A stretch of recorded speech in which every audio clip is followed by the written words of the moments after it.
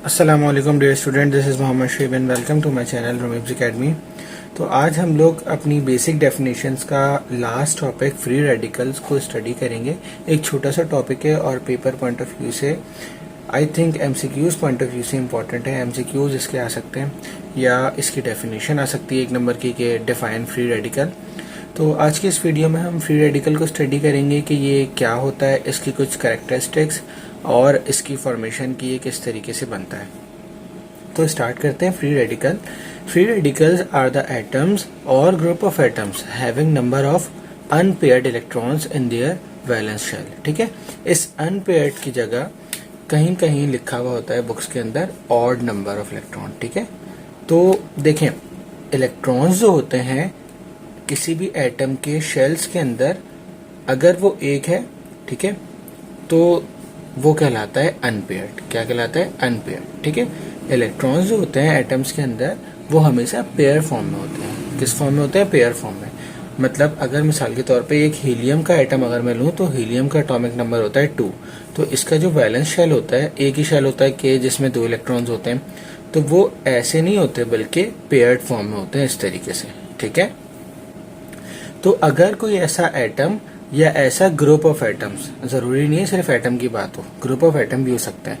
तो अगर ऐसा ग्रुप ऑफ एटम या एटम जिसके अंदर अनपेयर्ड इलेक्ट्रॉन्स हों तो वो कहलाता है फ्री रेडिकल।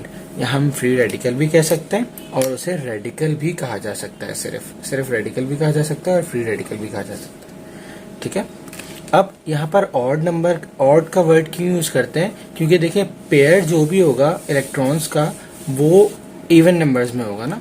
जैसे 2 इलेक्ट्रॉन होंगे तो 1 पेयर हो गया, 4 इलेक्ट्रॉन होंगे तो 2 पेयर होगा। तो ये इवन नंबर्स चल रहे हैं हमारे पास। लेकिन अगर अनपेयर्ड होगा तो वो या तो 3 होगा या 1 होगा या 5 होगा या 7 होगा। क्योंकि देखें अगर किसी के पास 1 इलेक्ट्रॉन है तो वो एक ही अनपेयर्ड इलेक्ट्रॉन है उसके पास। ठीक है, अनपेयर्ड इलेक्ट्रॉन 1 है। अगर किसी के पास 3 इलेक्ट्रॉन है तो एक तो पेयर्ड फॉर्म में है लेकिन एक अनपेयर्ड है। ठीक है, अगर 5 है तो 2 पेयर्ड है लेकिन एक अनपेयर्ड है। तो इसीलिए हम यहाँ पर ऑड का वर्ड यूज करते हैं कि वैलेंस शेल में जिनके पास ऑड नंबर ऑफ इलेक्ट्रॉन हो या अनपेयर्ड इलेक्ट्रॉन्स हो उन्हें हम फ्री रेडिकल कहते हैं। For example H dot. अच्छा, इनकी जो रिप्रेजेंटेशन होती है कि हमें कैसे पता चलेगा सिंबॉलिक रिप्रेजेंटेशन के अंदर कि ये फ्री रेडिकल लिखा हुआ है, आयन लिखा हुआ है या एटम लिखा हुआ है। तो फ्री रेडिकल को पहचानने के लिए हम हमेशा किसी भी एलिमेंट के साथ या किसी भी ग्रुप ऑफ एलिमेंट के साथ, ग्रुप ऑफ एटम के साथ हम डॉट लगाते हैं इस तरीके से। तो ये डॉट रिप्रेजेंट करता है कि ये एटम जो है वो क्या है? फ्री रेडिकल है। ठीक है जी। अब इसकी एग्जाम्पल्स आपके सामने लिखी हुई हैं कि H डॉट, Cl डॉट और H3C, या इसको नॉर्मली हम जो पढ़ते हैं वो CH3 पढ़ते हैं। तो CH3 डॉट ये क्या होते हैं? अब हम इनको समझते हैं। फ्री रेडिकल की फॉर्मेशन को समझने के लिए हम एक एग्जाम्पल लेते हैं और उस एग्जाम्पल को आगे प्रोसीड करते हुए हम फ्री रेडिकल की फॉर्मेशन को समझेंगे। ठीक है, तो लेट सपोज मेरे पास एक ये ग्रुप ऑफ एटम है जिसका नाम है CH3। अगर मैं इसका स्ट्रक्चर ड्रॉ करूं तो इसका स्ट्रक्चर कुछ इस तरीके से होता है। ठीक है, ये H और ये H। ठीक है, अब ये बनता कैसे हमें वो बताना है ना। हम जो पढ़ रहे हैं वो हम पढ़ रहे हैं कि भाई फ्री रेडिकल फॉर्म कैसे होता है। तो हम फॉर्मेशन पढ़ रहे हैं। ठीक है, फॉर्मेशन। तो मेरे पास एक एलिमेंट होता है जिसका नाम होता है मीथेन। ठीक है, जैसे एक CH3 ग्रुप है। ठीक है, कार्बन की जो वैलेंसी होती है ना वो 4 होती है। आउटर मोस्ट शेल के अंदर उसके पास 4 इलेक्ट्रॉन होते हैं। तो वो क्या करता है 3 ये हाइड्रोजन के साथ और एक और इसकी ये क्या हो गई वैलेंसी खाली है जो ये हाइड्रोजन के साथ आके रिएक्ट करके क्या बनाता है? एक कोवेलेंट बॉन्ड बनाता है जिसके नतीजे में हमारे पास क्या होता है? CH4 हमें मिलता है मीथेन। ठीक है, CH4 मीथेन। अब ये CH4 मीथेन मिल गया। ठीक है, अब मैं यहां से बताऊंगा कि किस तरीके से फॉर्मेशन होती है किसी भी फ्री रेडिकल की। तो ये मेरे पास अगर CH4 है तो ये CH4 अब हाइड्रोजन कोई सा भी ले सकते हैं हम। ठीक है, जरूरी नहीं है मैं ये वाला लूं क्योंकि यहाँ पर लिखा हुआ है, हमें समझने के लिए आसानी होगी। तो ये CH4 का ये वाला जो बॉन्ड है ये किस तरीके से बना होगा कि कार्बन ने अपना 1 इलेक्ट्रॉन और हाइड्रोजन ने अपना 1 इलेक्ट्रॉन दिया होगा तभी ये बॉन्ड बन गया।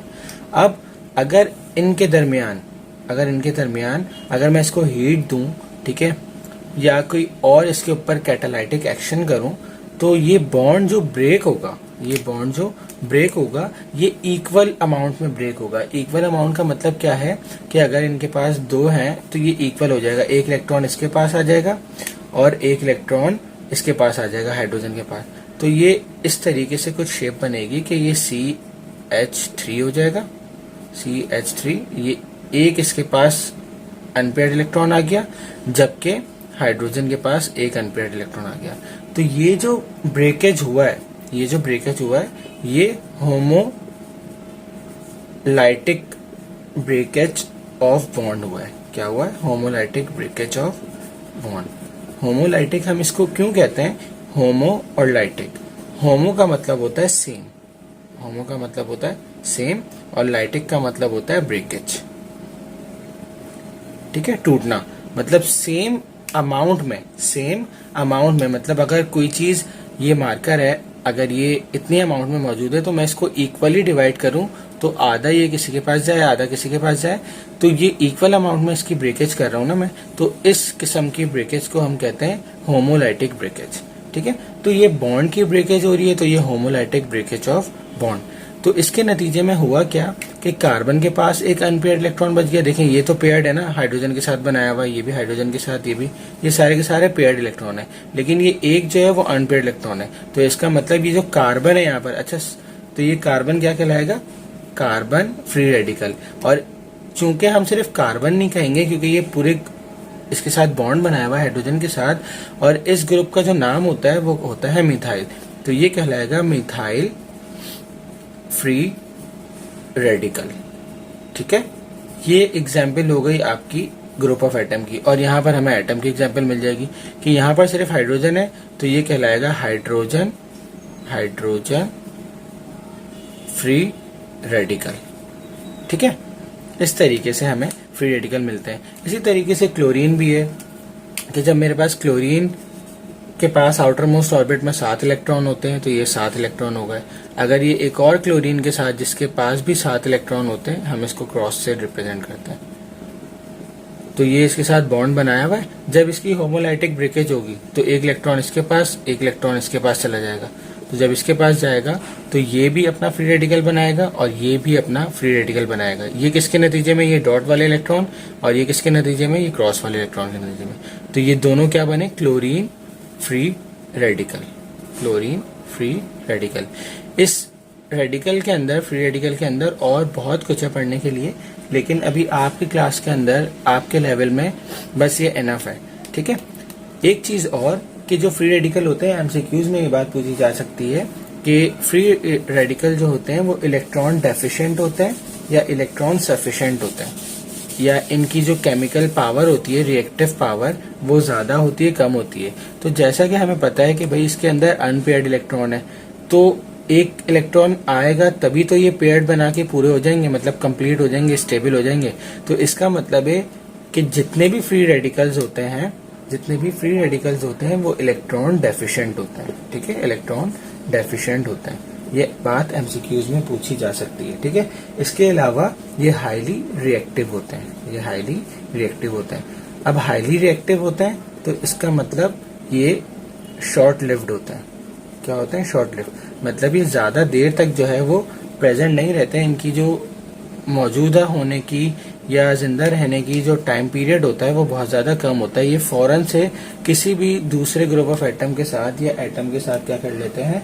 बॉन्ड बना लेते हैं। ठीक है, एक चीज और कि जब भी दो रेडिकल मिलते हैं, अब ये तो प्रॉपर्टीज में आ गया, वैसे मैं आपको यहाँ पे बता रहा हूँ कि जब भी दो रेडिकल्स मिलेंगे, जैसे ये क्लोरीन और ये क्लोरीन, ये दोनों मिले, देखिए ये भी फ्री रेडिकल था, ये भी फ्री रेडिकल था। जब इन्होंने आपस में रिएक्शन किया तो इसके नतीजे में इन्होंने क्या बनाया? क्लोरीन 2।